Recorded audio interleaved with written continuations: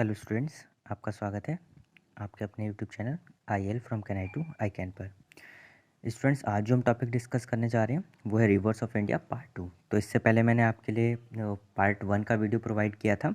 उसमें हमने 4 इंपॉर्टेंट नदियों के बारे में पढ़ा था। तो आज जो हम डिस्कस करेंगे वो है इसका पार्ट 2, और इसमें हम जो बाकी की इंपॉर्टेंट नदियाँ हैं जिनसे एग्ज़ाम में क्वेश्चंस पूछे जाने की पूरी संभावना रहती है, उनको हम कवर करेंगे। तो अभी तक आपने अगर हमारे चैनल को सब्सक्राइब नहीं किया है तो आप चैनल को सब्सक्राइब ज़रूर कर लें, और साथ ही साथ आप हमारे टेलीग्राम चैनल से भी जुड़ सकते हैं। उसका लिंक आपको वीडियो के डिस्क्रिप्शन में मिल जाएगा। टेलीग्राम चैनल पे आपको डेली करंट अफेयर्स प्रोवाइड किए जाते हैं, तो आप उससे जुड़ सकते हैं। तो चलिए स्टार्ट करते हैं आज का हमारा लेक्चर। रिवर्स ऑफ इंडिया यानी भारत की प्रमुख नदियों के बारे में हम डिस्कस करेंगे।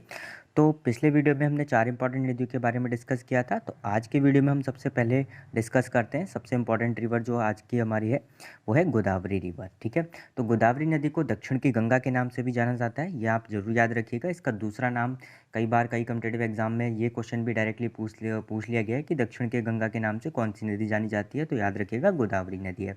अगर हम बात करें इसके ओरिजिन की यानी इसका उद्गम कहाँ से होता है, तो इसका जो उद्गम होता है वो त्र्यंबकेश्वर इन नासिक डिस्ट्रिक्ट ऑफ महाराष्ट्र, यानी महाराष्ट्र के जो नासिक डिस्ट्रिक्ट है वहाँ पर जो त्र्यंबकेश्वर जगह है उसके पास से इसका उद्गम स्थल माना जाता है। इसकी लंबाई की अगर हम बात करें तो इसकी लंबाई है 1465 किलोमीटर, ये आप याद रखिएगा। अब हम बात कर लेते हैं इसकी सहायक नदियों की यानी ट्रिब्यूटरीज़ की। तो इसकी जो इंपॉर्टेंट ट्रिब्यूटरीज़ हैं वो यानी जो सहायक नदियां हैं वो हैं इंद्रावती, वेनगंगा, पेनगंगा, ठीक है, और वर्धा। और इसमें जो सबसे मुख्य सहायक नदी इसकी मानी जाती है या सबसे लंबी सहायक नदी मानी जाती है वो है वेनगंगा। यहाँ पे आप एक बात और याद रखिएगा कि ये जो 3 सहायक नदियां हैं वेनगंगा, पेनगंगा और वर्धा, इन तीनों को मिलाकर यानी इन तीनों की धारा मिलकर भी एक नदी बना लेती है जिसको हम बोलते हैं प्राणहिता। ठीक है, तो कई बार ये प्राणहिता के बारे में भी क्वेश्चन बन जाता है। तो याद रखिएगा कि वेनगंगा, पेनगंगा और वर्धा की धारा मिलकर क्या बनाती हैं, एक नदी बनाती हैं जिसको हम प्राणहिता के नाम से जानते हैं। और कई बार एग्जाम में ये एक इंपॉर्टेंट क्वेश्चन भी बन जाता है कि इसकी मुख्य सहायक नदी कौन सी है, तो कई सारे जगह पर ऑप्शन में प्राणहिता भी दिया रहता है। तो आप याद रखिएगा अगर वहाँ पर प्राणहिता लिखा हुआ है तो आप वही टिक करेंगे। अगर वहाँ पर प्राणहिता ऑप्शन नहीं है, इसके अलावा और ऑप्शन है, तो आप वेनगंगा पे टिक करेंगे। ठीक है, तो आई होप आप समझ गए होंगे कि इसकी जो इंपॉर्टेंट ट्रिब्यूटरीज हैं यानी जो इंपॉर्टेंट सहायक नदियाँ हैं वो कौन कौन सी हैं, और उसमें जो सबसे प्रमुख सहायक नदी है वो वेनगंगा है। और जबकि मैंने आपको बता दिया कि वेनगंगा, पेनगंगा और वर्धा मिलकर एक नई धारा बना लेती हैं, नई नदी सहायक नदी का निर्माण करती हैं, उसको हम प्राणहिता बोलते हैं।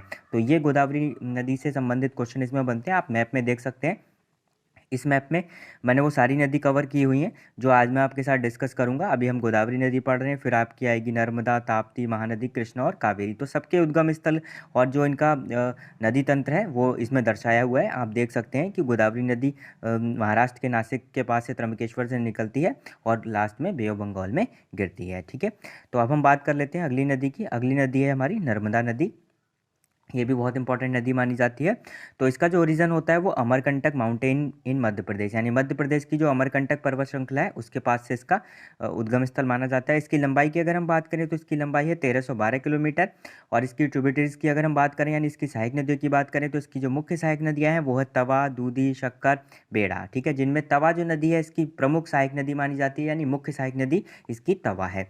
और इसमें आप एक और बात याद रखिएगा कि जो नर्मदा रिवर से एक और इम्पॉर्टेंट क्वेश्चन बन जाता है।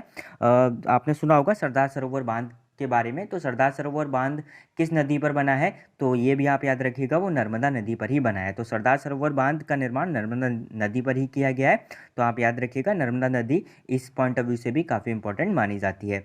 तो इसका उद्गम याद रखिएगा अमरकंटक पर्वत श्रृंखला महाराष्ट्र के निकट, महाराष्ट्र में। और इसकी जो लंबाई है वो 1312 किलोमीटर है। और इसकी जो प्रमुख सहायक नदियां हैं वो तवा, दूधी, शक्कर, बेड़ा। और इसमें जो मुख्य या सबसे लंबी नदी सहायक नदी है वो तवा है। अब हम बात करते हैं अगली नदी की। तो अगली नदी है महानदी रिवर। तो महानदी रिवर का जो ओरिजिन माना जाता है वो माना जाता है सिहावा, रायपुर के पास। ठीक है, तो रायपुर जो जगह है उसके निकट में सिहावा एक स्थान है, वहाँ से इसका उद्गम स्थल माना जाता है। आप मैप में देख सकते हैं, ये महानदी का मैप है कि महानदी कहाँ से उद्गम इसका होता है और लास्ट में वो बे ऑफ बंगाल में किस प्रकार से गिरती है। अब हम इसकी लंबाई की अगर बात करें तो इसकी लंबाई 900 किलोमीटर है। और इसकी जो इंपॉर्टेंट ट्रिब्यूटरीज हैं यानी सहायक नदियाँ हैं वो शिवनाथ, जोंक, हसेडो, हसदेव, मांड। ठीक है, ये याद रखिएगा, शिवनाथ, जोंक, हसदेव और वो मान। ठीक है, ये इसकी प्रमुख सहायक नदियाँ हैं जिसमें सबसे मुख्य सहायक नदी इसकी शिवनाथ मानी जाती है, ये आप याद रखिएगा।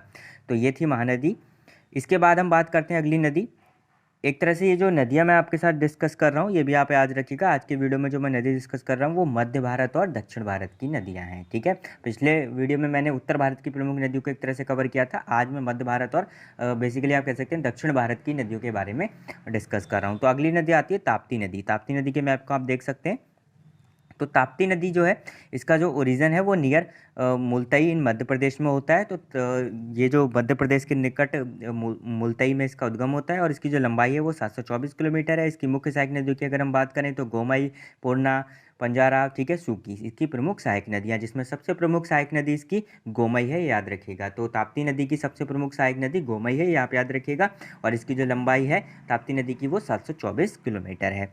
इसके बाद हम बात करते हैं कृष्णा नदी की। कृष्णा नदी भी इंपॉर्टेंट नदी है और इसका जो ओरिजिन होता है वो near Mahabaleshwar in western Ghat of Maharashtra. तो महाराष्ट्र के जो वेस्टर्न घाट हैं, यानी जो पश्चिमी घाट है, वहाँ पर महाबलेश्वर नामक जगह से या उसके पास से इसका ओरिजिन माना जाता है।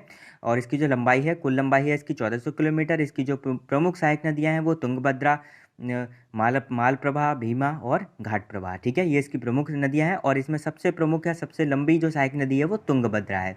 आप इसके मैप को देख सकते हैं कि कृष्णा रिवर का जो मैप है वो कृष्णा रिवर इस प्रकार से इसका नदी तंत्र सिस्टम है, ठीक है। तो महाराष्ट्र के निकट जो महाबलेश्वर जगह है वहाँ से इसका उद्गम होता है। ये पश्चिमी घाट की नदी भी मानी जाती है। तो पश्चिमी घाट में महाराष्ट्र में पश्चिमी घाट में महाबलेश्वर के निकट इसका उद्गम होता है और इसकी लंबाई 1400 किलोमीटर है और इसकी सबसे लंबी और प्रमुख सहायक नदी तुंगभद्रा है। इसके बाद हम बात कर लेते हैं कावेरी नदी की।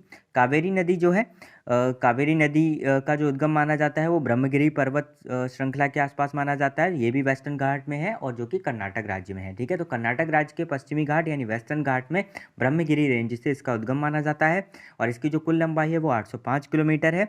और इसकी अगर हम ट्रिब्यूटरीज की बात करें, इसकी सहायक नदियों की बात करें, तो इसकी प्रमुख सहायक नदियाँ हैं अमरावती, हेमावती, भवानी और स्वर्णावती, ठीक है, जिसमें से सबसे लंबी और सबसे प्रमुख सहायक नदी इसकी अमरावती है। ये आप याद रखिएगा। अगर आप मैप में देखेंगे तो ये कावेरी नदी का नदी तंत्र सिस्टम आपको नज़र आएगा इस तरीके से।